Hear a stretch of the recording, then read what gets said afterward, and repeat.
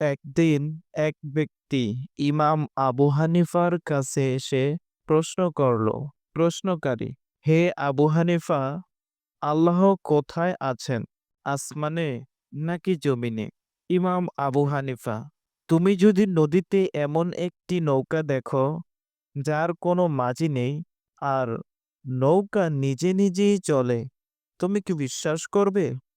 প্রশ্নকারী: না, এটা কখনো হতে পারে না। মাঝি ছাড়া নৌকা চলতে পারে না। ইমাম আবু হানিফা: তাহলে আসমান, জমিন, চাঁদ, সূর্য, নক্ষত্র, পাহাড়, সমুদ্র সবকিছু কি কোনো নিয়ন্ত্রক ছাড়া হতে পারে? প্রশ্নকারী: না, অবশ্যই একজন নিয়ন্ত্রক আছেন।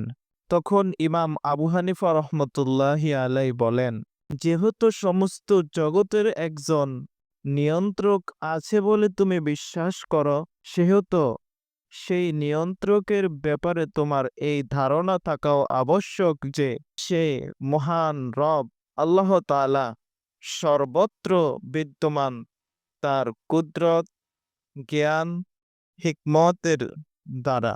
কেননা যদি সূর্য একসাথে তার আলো হাজারো জায়গায় ছড়াতে পারে, তাহলে যিনি সূর্যের স্রষ্টা, তিনি কি তার সৃষ্টিকৃত সমস্ত জগতে একসাথে তার জ্ঞান, কুদরত, হিকমতের মাধ্যমে বিদ্যমান থাকতে সক্ষম নন?